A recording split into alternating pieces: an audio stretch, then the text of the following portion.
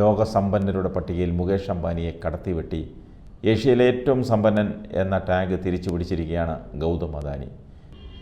$111 billion സമ്പത്തുമായി ലോകസമ്പന്നരുടെ പട്ടികയിൽ 11ാം സ്ഥാനത്താണ് അദാനിയുള്ളത്. $109 billion 12ാം സ്ഥാനത്തേക്ക് അംബാനി പിന്തള്ളപ്പെടുകയും ചെയ്തു. അംബാനി കുടുംബത്തെ പോലെ ലാംലൈറ്റിൽ എപ്പോഴും പ്രത്യക്ഷപ്പെടുന്നവരല്ല അദാനി കുടുംബം. അദാനിയുടെ ഭാര്യ പ്രീതി അദാനിയെക്കുറിച്ചോ മക്കളായ കരൺ അദാനിയെക്കുറിച്ചോ ജിത്ത അദാനിയെക്കുറിച്ചോ മിക്കവർക്കും അറിവുണ്ടാകുകയില്ല. ഏഷ്യയിലെ ഏറ്റവും സമ്പന്നനായ ഗൗതം അദാനിയുടെ ഭാര്യ പ്രീതി 1965 മുംബൈയിലെ ഒരു ഗുജറാത്തി കുടുംബത്തിലാണ് ജനിച്ചത്. അഹമ്മദാബാദിലെ സർക്കാർ ദന്തൽ കോളേജിൽ നിന്ന് ബിരുദം നേടി. 1986 21ാം വയസ്സിലാണ് പ്രീതി ഗൗതമിനെ വിവാഹം കഴിക്കുന്നത്. ഗൗതം അദാനിക്ക് 24 വയസ്സായിരുന്നു അന്ന്. ഇരുവരുടെയും വീട്ടുകാർ ആലോചിച്ചുറപ്പിച്ച വിവാഹമായിരുന്നു. 1988 അദാനി ഗ്രൂപ്പ് സ്ഥാപിതമാകുന്നത്.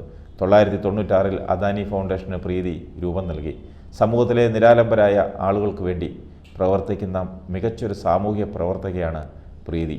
വിദ്യാഭ്യാസം, പൊതുജനാരോഗ്യം, ഗ്രാമീണ അടിസ്ഥാന സൗകര്യ വികസനം, സുസ്ഥിര ഉപജീവന മാർഗങ്ങൾ എന്നിവയിൽ ശ്രദ്ധ കേന്ദ്രീകരിച്ച് നഗര ഗ്രാമപ്രദേശങ്ങൾ തമ്മിലുള്ള അന്തരം നികത്താനാണ് ഫൗണ്ടേഷൻ ലക്ഷ്യമിടുന്നത്. ഇന്ന് ഇന്ത്യയിലെ 18 സംസ്ഥാനങ്ങളിലായി 5753 ഗ്രാമങ്ങളിൽ അദാനി ഫൗണ്ടേഷൻ പ്രവർത്തിക്കുന്നു. തൻ്റെ വിജയങ്ങൾക്ക് കാരണം ഭാര്യയാണെന്ന് ഗൗതം അദാനി പല സന്ദർഭങ്ങളിലും വ്യക്തമാക്കിയിട്ടുണ്ട്. ഞാനൊരു 10ാം ക്ലാസ് മാത്രം പാസ്സായ കോളേജ് ഡ്രോപ്പ് ഔട്ടാണ്. എന്നാൽ പ്രീതി ഒരു അംഗീകൃത ഡോക്ടറാണ്. എന്നെക്കാളും വലിയ യോഗ്യത ഉണ്ടായിട്ട് കൂടി എന്നെ വിവാഹം കഴിക്കുക എന്ന വലിയ തീരുമാനത്തിൽ ഉറച്ചു നിന്നു. എൻ്റെ വിജയങ്ങൾക്കുള്ള ഏറ്റവും വലിയ കാരണം എന്താണെന്ന് ചോദിച്ചാൽ അത് പ്രീതിയാണെന്ന് ഞാൻ ചൂണ്ടിക്കാണിക്കുമെന്നാണ് ഒരു മാധ്യമത്തിന് നൽകിയ അഭിമുഖത്തിൽ അദാനി മനസ്സു തുറന്നത്. 2001 ഭുജ് ഭൂകമ്പത്തിന് പിന്നാലെയാണ് പ്രീതി അദാനി പബ്ലിക് സ്കൂൾ ആരംഭിച്ചത്.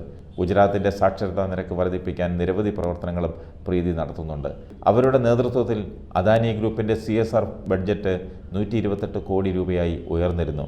$1 ബില്യൺ 8326 കോടിയാണ് പ്രീതി അദാനിയുടെ സമ്പത്തിൻ്റെ മൂല്യമായി കണക്കാക്കുന്നത്.